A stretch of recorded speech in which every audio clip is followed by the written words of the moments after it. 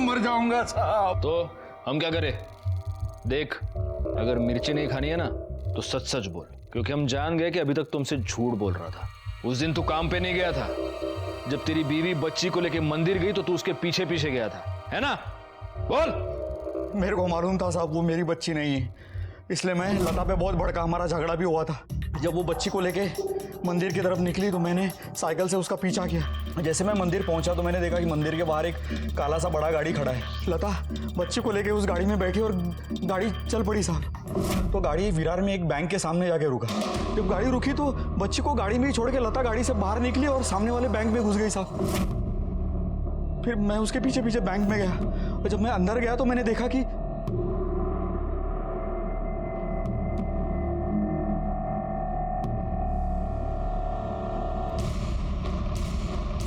चल क्या रहा है तेरा ये? इतना पैसा लाएगी इधर से तू, और बाहर कौन है वो गाड़ी वाले लोग? ऑलरेडी नको, मैं बताती हूँ तेरे को सब। देख अब उस बच्ची की ना अपन को जरूरत नहीं है। अरे देख उसके बदले में कितना पैसा लाई। मतलब तू पैसे के लिए बच्ची को बेच दिया तूने? लता मेरे को बोली कि तू अभी घर निकल जा, मैं शाम में आती हूँ और तेरे को सब बताती हूँ, इसलिए मैं भी घर निकल गया। गाड़ी में कौन था? गाड़ी में कौन था पता नहीं साहब, मैंने देखा ही नहीं। गाड़ी का नंबर याद नहीं साहब, मैंने देखा नहीं। बोल रहा है? हाँ? भाई साहब अगर आपको चाहिए तो मैं विरार वाला बैंक आपको दिखा सकता हूँ।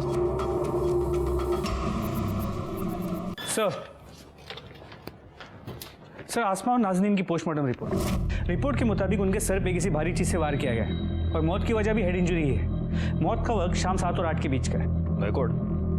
रिपोर्ट ये कह रही है कि जो मर्डर वेपन है उसका सरफेस बहुत छोटा नहीं था। इसका मतलब कोई स्टिक या रॉड तो नहीं हो सकता।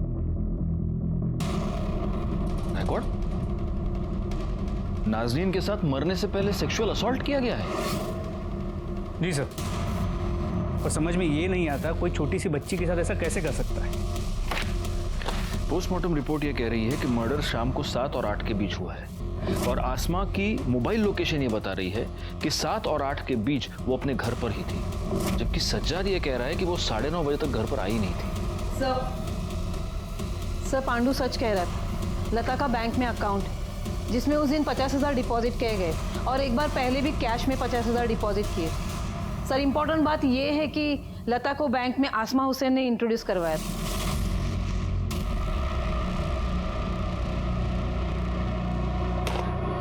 इसका मतलब ये दोनों केसेस आपस में कनेक्टेड हो सकते हैं और लता के बैंक अकाउंट में ट्रांसफर किया गया ये पैसा उसकी सरोगेसी की फीस हो सकती है। एक काम करो, बैंक और मंदिर के आसपास जहां से हमें लता और उसकी बच्ची की डेड बॉडी मिली, वहां आसपास जितने भी कॉमन मोबाइल्स एक्टिव थे उन सबकी एक लिस्ट बनाओ और आसमा के कॉल रिकॉर्ड के साथ मैच करके देखो। हो सकता है इनमें कोई कॉमन नंबर निकले। ये हो सकता है कि आसमा उस सरोगेसी वाले कपल को जानती हो या ये भी हो सकता है कि आसमा ने ही ये डील फिक्स करवाई हो। और आसमा के मर्डर के पीछे की वजह भी यही हो। सर मैं सज्जाद हुसैन के घर पे बॉडी क्लेम पेपर पे साइन लेने गया था। डोरबेल बजाई और वेट कर रहा था, तभी मुझे शू रैक के पीछे एक लाइट ब्लिंक करती हुई दिखी। सर मैंने सज्जाद से साइन ले ली, उसके बाद शू रैक के पीछे देखा तो ये कवर में मोबाइल मिला।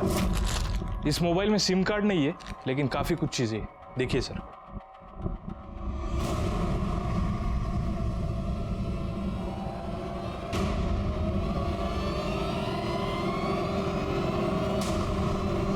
कमली मैडम पता कीजिए ये मोबाइल किसके नाम पर रजिस्टर्ड है। जी सर। रिकॉर्ड चलो।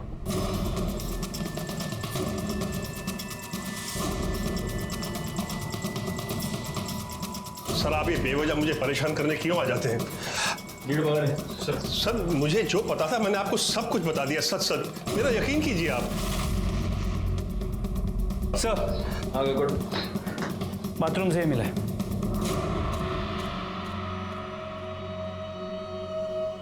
आप तो कह रहे हैं कि आपने हमसे कुछ नहीं छुपाया। आपने हमको ये नहीं बताया कि आपने आपकी बहू की बाथरूम में ये स्पाई कैम लगा कर रखा है, जो स्पाई कैम आपके घर के वाईफाई से कनेक्टेड है और इस स्पाई कैम पर आप अपनी बहू के वीडियोस बनाते थे। आपने हमसे ये भी झूठ बोला कि मर्डर वाले दिन 9:30 बजे तक आसमा और नाज़नीन घर पर नहीं आए थे, जबकि उनका मर्डर शाम को 7 और 8 के बीच हुआ है। मर्डर से पहले नाज़नीन पर रेप किया गया है। मेरे ख्याल से इतनी वजह काफी है आपको परेशान करने के लिए। इन सारी बातों का मुझे कोई इल्म नहीं है। ये स्पाई कैम तुम्हारे घर के वाईफाई से कनेक्टेड क्यों है? वो फोन किसका है? सारी शर्म तो उसने बेच खाई थी। उसके किसी यार की हरकत होगी वो। तो आपको कुछ नहीं पता? मैंने आपको सब सच सच बता दिया है। तब तो आप ये भी नहीं जानते होंगे कि आप ही के बैंक में आसमा ने लता का अकाउंट खुलवाया था। सर यकीन कीजिए मुझे बिल्कुल नहीं पता इस बारे में। गायकवाड़, इसको उठाकर अंदर ले चलो और तब तक बिठा कर रखना जब तक इसको सब याद नहीं आ जाता। सर प्लीज सर मेरी बात तो सुनिए सर। सर पता चल गया है मोबाइल किसके नाम पे रजिस्टर है। किसके? सर ये फ़ोन मेरा नहीं है। हाँ मैं मानती हूँ कि मैंने अपने अब्बू को मजबूर किया था वो फ्लैट बेचने के लिए, और मैं आसमा से नफरत भी करती थी, मगर उसके लिए मैं इतनी गिरी हुई हरकत नहीं करूँगी सर। वापी के शॉपकीपर के रिकॉर्ड्स में ये फोन तुम्हारे नाम पर और तुम्हारे एड्रेस पर रजिस्टर्ड है। यही फोन बाथरूम के स्पाई कैम से कनेक्टेड था। इसका मतलब साफ है, तुम अपनी भाभी की अश्लील वीडियो बनाकर उसे ब्लैकमेल कर रही थी कि फ्लैट के ऊपर से अपना क्लेम वो छोड़ दे, वरना तुम ये वीडियोस वायरल कर दोगी। खुदा कसम सर, मैं सच बोल रही हूँ, ये फ़ोन मेरा नहीं है। तो फिर ये फोन तुम्हारे नाम पर रजिस्टर्ड क्यों है? पता नहीं सर, मुझे लगता है कि कोई मुझे फंसाना चाहता है। मेरे डॉक्यूमेंट चोरी करके उन्होंने फ़ोन खरीदा होगा। और आपके पास कोई सबूत है कि ये फ़ोन मैंने खुद जाके दुकान से खरीदा है?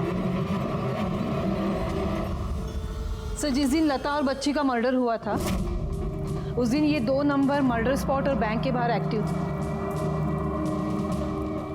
पता करो ये दोनों नंबर्स किसके हैं। Yes sir. और आसमा के कॉल डिटेल्स और मोबाइल लोकेशन के साथ मैच करके देखो। Yes sir. सज्जाद के टेरेस पर मिले सामान की जो लिस्ट है उसमें एक डंबल का जिक्र है। जी सर, मैंने देखा भी था। हाँ, लेकिन उसके घर में जो सामान मिला था उस लिस्ट में कहीं भी दूसरे डंबल का जिक्र नहीं है। एक ही डंबल था।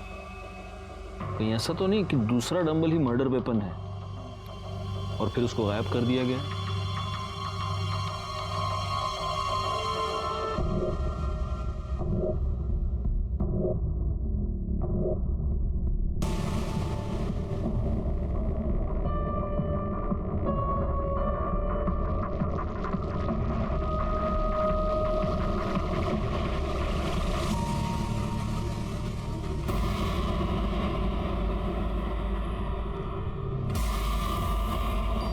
सर ये देखिए, ये मिला है।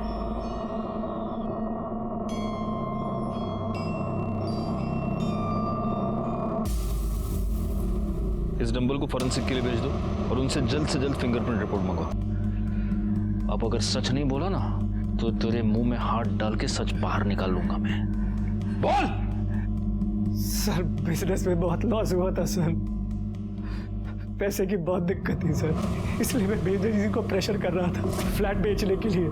बाथरूम में स्पाई कैम भी इसलिए लगाया था ताकि आसमा को ब्लैकमेल करके उसके साथ मजे करूंगा और उसको फ्लैट में क्लेम करने से रोकूंगा। पर वो मेरी बात मान ही नहीं रही थी।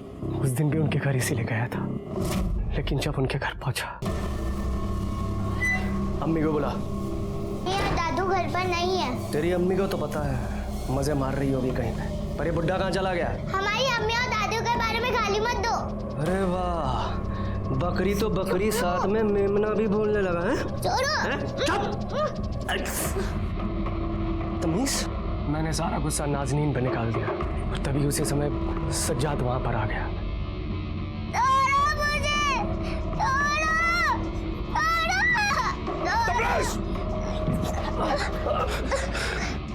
ये सब देखा उसने तो बहुत मारा मुझे और छत पे ले गया। बेगैरत इंसान, नालायक।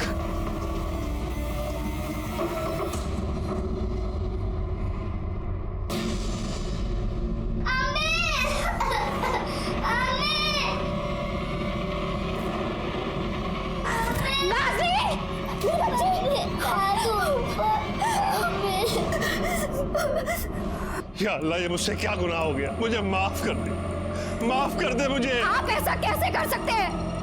आपकी इंसानियत बिल्कुल खत्म हो गई जो आपने ये बच्ची। ये गंदी हरकत इस वैशी दरिंदे ने की है। इसने। ए बुड्ढे, अगर किसी को बोला तेरी बेटी को तलाक दे दूंगा। फिर मैंने डंबल पानी की टंकी में फेंक दिया। मुझे लगा वहां से कौन ढूंढ पाएगा। आसमा का मर्डर और नाजनीन पर रेप और मर्डर करने के जुर्म में मैं तुम्हें अरेस्ट करता हूं। मुझे इसके भी कॉल डिटेल्स चाहिए आज के आज। सर सर लता और बच्चे के मर्डर के टाइम पे जो बैंक और क्राइम स्पॉट पे जो नंबर मिले थे उनकी डिटेल्स आ गई। और सर ये दोनों नंबर आसमा के कॉल रिकॉर्ड में भी मिले। आसमा मेरी खाला की बेटी थी।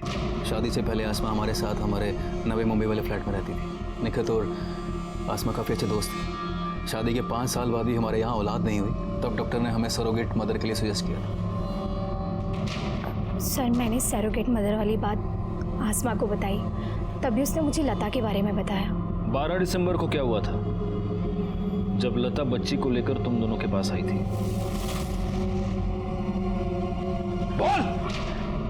निखत ने देखा कि बच्ची की आंखों में कुछ प्रॉब्लम है। हाँ अंधी है, डॉक्टर भी बोला कि अंधी है। तो तुमने हमें पहले क्यों नहीं बताया? धोखा दिया तुमने हमें। एक हेल्दी बच्चा चाहिए था, ना कि ये। देखिए बात बच्चा पैदा करने की हुई थी सो मैं की। अब ये आपका बच्चा है, संभालिए इसे, रखिए इसे प्यार से। ये बच्चे मुझे नहीं चाहिए। पर जब आसमा को आपसे पता चला तो उसने हमसे पूछा, लेकिन हमने उसे कुछ नहीं बताया।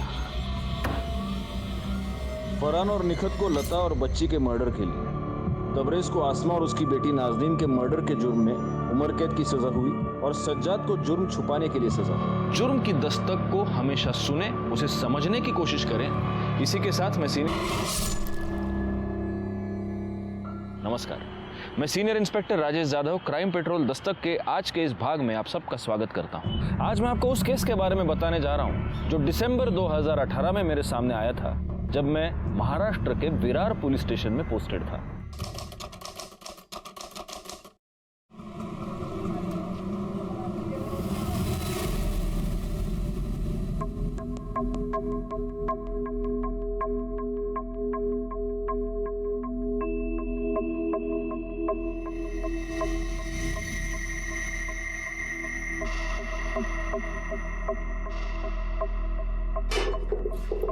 अरे चलना जल्दी, क्या कर रही है? हर रोज लेट हो जाता है, फिर वो मुकादम उधर बूम मारता है, पैसा काटता है वो। हो पुढे में आली। चल लवकर कर।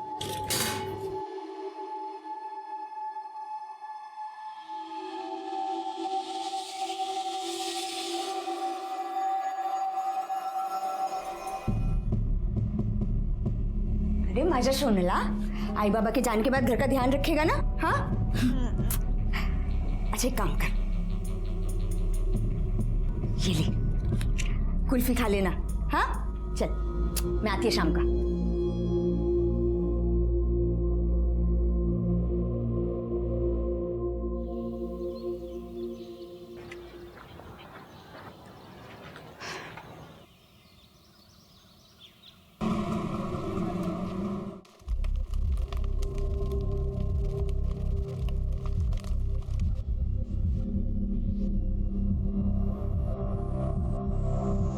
देवी येणार, देवी येणार।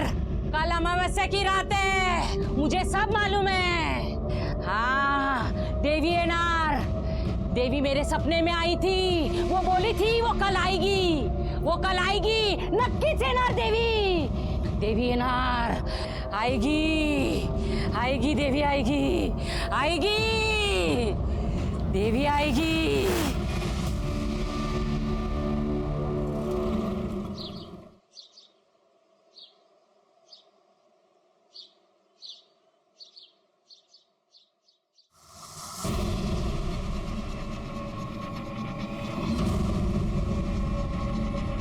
अरे अवधू, ये देख क्या है? देख तो जरा। ये देखो क्या है? लगता है तेरे घर पे किसी की नजर है। पांडू बच के रहना रे, लगता है कुछ तो भी जरूर होने वाला है।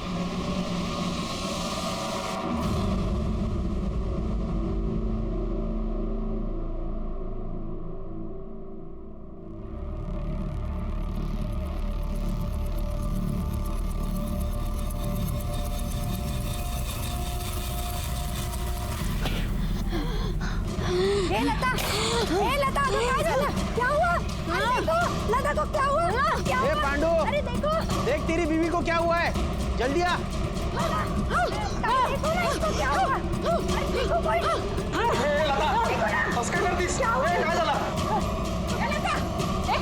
क्या हुआ? काय झालं तुला? इसे देवी आई है। हाँ देवी आई है। सबसे पैर पड़ो इसका, पैर पड़ो।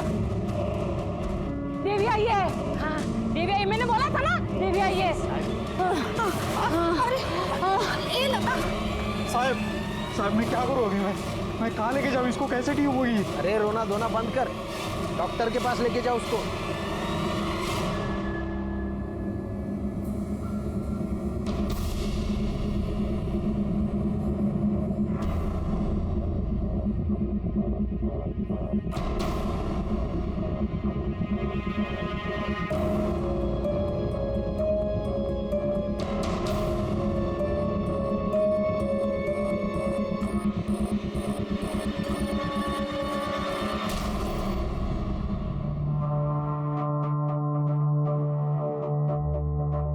ये बस इधर, बस ए तू जा। हाँ मैं देखती, तू जा। डॉक्टर साहब क्या हो गया लता को? सब ठीक है ना? लता प्रेग्नेंट है, 4 महीने हो चुके हैं। क्या? ऐसा कैसे हो सकता है? क्या रे, तू अकेला मजदूरी करके घर तो संभाल लेगा, लेकिन इसके काम का जो पैसा तूने एडवांस में लिया है मेरे से, वो पैसा कौन वापस करेगा? तेरा बाप? डॉक्टर साहब ये कैसे हो सकता है? हाँ डॉक्टर साहब, ये प्रेग्नेंट कैसे हो सकती है? इसका तो ऑपरेशन हो चुका है। हाँ जानता हूँ, इसका यूट्रस, मेरा मतलब है इसकी बच्चेदानी मैंने ही निकाली थी। कुछ केसेस में बच्चा गर्भ के बाहर ही ठहर जाता है और 100 में से किसी एक ही औरत के साथ ऐसा होता है। देखा, मैंने बोला था ना देवी आने वाली है। देवी ने लता के गर्भ को अपना घर चुना है। ये सब कृपा और चमत्कार है, चमत्कार है ये चमत्कार नहीं है, पाप है पाप। अरे देख क्या रहा है? गिरा इस पाप को। और तू नहीं गिरा सकता है ना तो मेरे को बोल, मैं गिराता हूँ। देवी के खिलाफ जो भी जाएगा ना उसकी मौत पक्की है। हाँ, और पाप उस पर भी चढ़ेगा जिसके सामने देवी को नुकसान पहुंचा रहे हैं। अरे देवी की सेवा करो देवी की।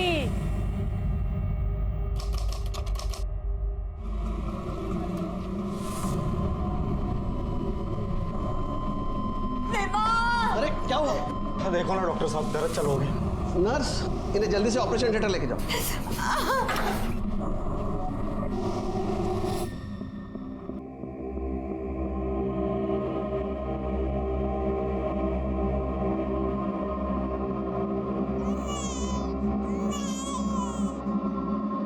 मुबारक हो, बेटी हुई है। माँ और बच्चा दोनों ठीक है। अरे पांडु, तेरे तो दिन फिर गए। तेरे घर लक्ष्मी आई है, लक्ष्मी। अब देखना ताई, पांडु कैसा तरक्की करता है। उसके घर तो देवी आई है, देवी। सच में?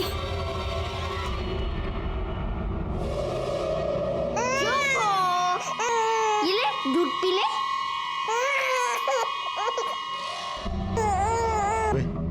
और घर में वापस लौटी नहीं साहब, पता नहीं कहाँ चली गई।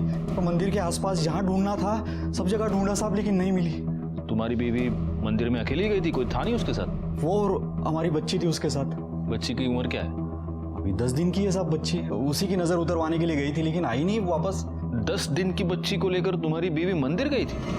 हाँ साहब। तो वो अकेली क्यों गई? तुम क्यों नहीं गए उसके साथ में? साहब मेरे को काम पे जाना पड़ता है ना साहब। अभी वो बच्चा घर में है, तब से लता भी काम पे जाती नहीं, तो मुझे जाना ही पड़ता है। अगर मैं भी छुट्टी लेने लगा तो काम के वादे हो जाएंगे साहब। एकदम गरीब है साहब, रोज कमाओ रोज खाओ, ऐसा चलता है। तुम्हारे घर में तुम दोनों के अलावा कोई और है? 6 साल का बेटा है, प्रकाश नाम है उसका। बीवी की फोटो है? कामनी मैडम, इसकी रिपोर्ट लिखवा लीजिए। सब डिटेल्स कामनी मैडम को बता देना। गायकवाड़, जरा पता करना। हाँ, ये कल अपनी बच्ची को लेकर यहाँ आई थी। उसकी नजर उतारी, दर्शन किया और फिर चली गई। कुछ अंदाजा है कि यहाँ से वो गई कहाँ थी? नहीं सर, ये तो हमें नहीं मालूम। 3 महीने पहले देवी माँ ने कृपा की थी उसके ऊपर। बच्चा दानी निकालने के बाद भी पेट से थी वो। शिवांगी ताई कहती थी देवी माँ जरूर आएगी, और देवी माँ आ गई, वो भी लता के बेटी के रूप में। देवी की नजर थी लता के घर पर, इसलिए उसने लता के कोख में जन्म लिया और हमारी इस बस्ती में प्रकट हुई। लता बहुत अच्छी है मैडम, सबसे प्यार से रहती है। उसका बेटा प्रकाश, वो तो उसकी जान है, लेकिन पांडु लता की सारी कमाई छीन लेता है, फिर भी वो उसको पैसा देती है और उसके पसंद के कुल्फी खिलाती है। सारे पैसे तू ले लेता था, फिर वो प्रकाश को कुल्फी के पैसे कहाँ से देती थी? पता नहीं साहब, लेकिन मैं तो कभी प्रकाश को पैसा दिया नहीं। सब बस्ती में एक बड़ा मेडिकल रैकेट चल रहा है जिसमें बस्ती की ऑलमोस्ट सारी औरतों ने अपना यूट्रस निकलवा दिया ताकि मजदूरी करते समय प्रेगनेंसी या पीरियड के वजह से छुट्टी लेनी ना पड़े। और सर इतना ही नहीं, इनके दिमाग में एक बात बिठा दी गई है कि मंथली पीरियड यानी भयानक बीमारी है जो ऑपरेशन से ही ठीक हो सकती है। बीमारी तो है ही मैडम, और अगर इस बीमारी की वजह से कोई औरत काम पे नहीं आती है ना तो कदम साहब उसके आदमी का भी पैसा काट लेते हैं। वैसे कदम साहब भी मदद करते हैं इस बीमारी के इलाज के लिए और ऑपरेशन के लिए पैसा भी देते हैं, और हमारे रोज की मजदूरी से थोड़ा थोड़ा पैसा काट लेते हैं। यही प्रॉब्लम है, इन लोगों के पास एजुकेशन नहीं है, इसलिए जो चाहे जिस तरह से चाहे उन्हें बेवकूफ बनाता है, और ये लोग इतनी आसानी से इन्हें बेवकूफ बनाते हैं कि हम उन्हें कुछ नहीं कर पाएंगे। एनीवे, गायकवाड़, लता के बारे में कुछ पता चला? नहीं सर, लता के बारे में एक इंटरेस्टिंग बात ये पता चली है कि उसका यूटेरस निकालने के बाद भी वो प्रेग्नेंट हो गई, और गाँव वालों का मानना है कि उस पर देवी माँ की कृपा हुई। What rubbish Gaikwad. हाँ सर, ऐसा भी हो सकता है क्योंकि उनके ऊपर देवी माँ का आशीर्वाद है।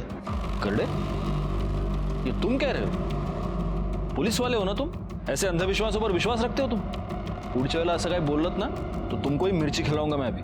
Sorry sir. गायकवाड़, ये विश्वास अंधविश्वास सब छोड़ो। अगर लता का यूट्रस निकाला गया था और उसके बावजूद वो प्रेग्नेंट थी, इसका मतलब कुछ है जो हमसे छुपाया जा रहा है।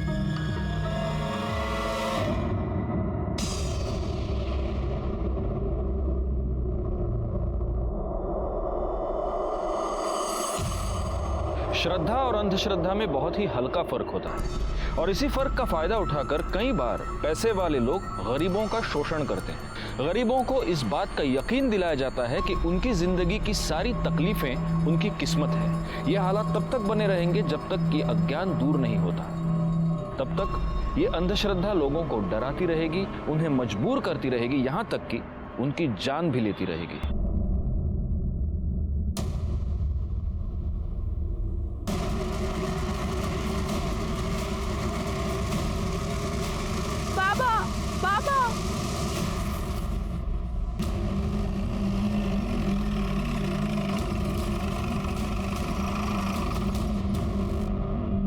हटाओ इनको, पीछे हो जाओ।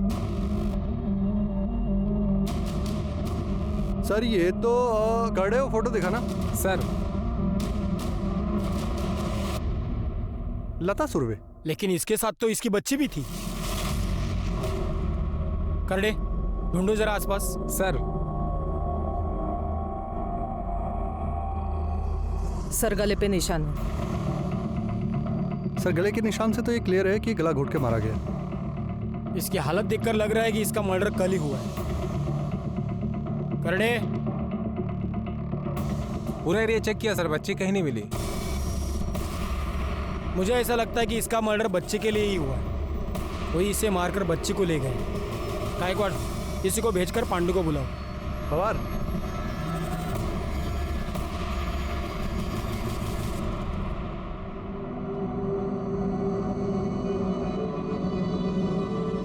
लता, लता,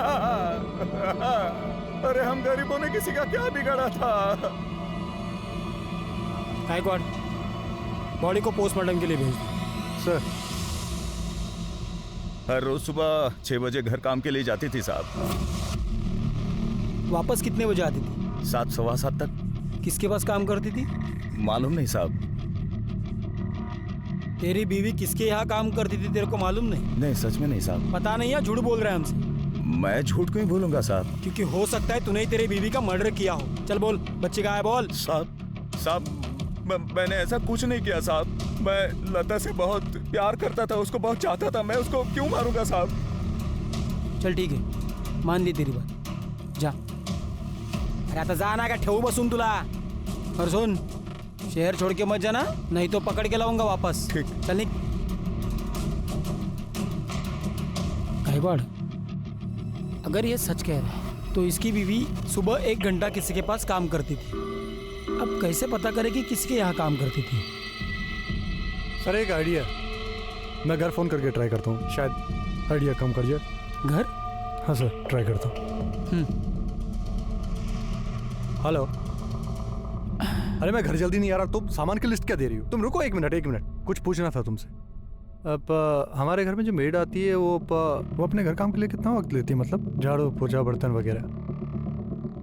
अरे सवाल का जवाब दो तुम। अरे तुम पुलिस वाले की बीवी हो तो क्या सवाल पे सवाल करोगी? हाँ तुम हाँ ठीक है। अरे यार तुम सामान की लिस्ट बाद में देना, मैं करता हूँ बाद में। सर, घर काम के लिए तकरीबन 40 से 50 मिनट लगते हैं। लता सुबह 6 बजे जाती थी और करीब 7:15 को वापस आती थी, मतलब सवा घंटा। अगर 20 मिनट उसे आने जाने में लगते हैं, मतलब वन वे 10 मिनट लगते हैं। मतलब जहाँ कहीं भी वो काम करती थी उसके घर से 10 मिनट के रेडियस पे होने चाहिए। वाह गायकवाड़, बीवी की डांट खाकर तुमने थेरी बड़ी अच्छी बनाई।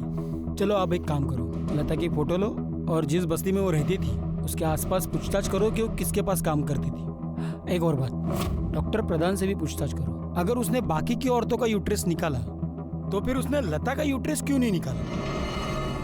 जी हाँ, मैंने लता का यूट्रस नहीं निकाला था। क्यों? क्योंकि वो नहीं चाहती थी कि उसका यूट्रस निकाला जाए। बाकी सब खुद आई थी मेरे पास यूट्रस निकलवाने। फिर जब वो प्रेग्नेंट हुई तो उसने मुझसे हेल्प मांगी क्योंकि वो बच्चा रखना चाहती थी। तो मैंने सबको बोल दिया कि बाबा एक आध रेयर केस में ऐसा हो जाता है कि यूट्रस के बिना भी बच्चा हो सकता है। उसको तो मैंने मदद ही की साहब।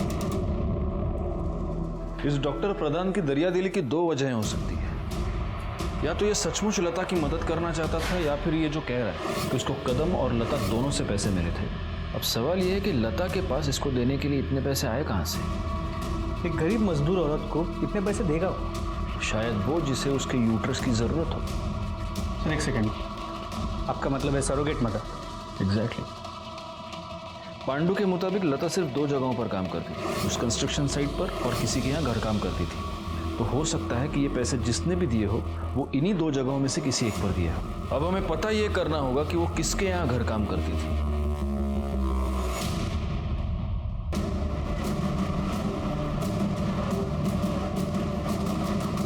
हाँ, इसे तो पहचानते हैं हम। यहाँ पे घर काम के लिए आती थी। किसके यहाँ काम करती? वो 703 में हुसैन साहब के यहाँ। ठीक है।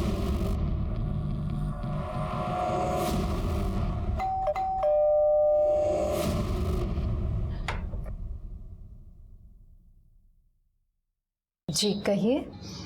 ये आपके यहाँ काम करती थी? हाँ, लेकिन काफी दिनों से काम पर नहीं आ रही। और अब आएगी भी नहीं। क्यों? ये मर चुकी है।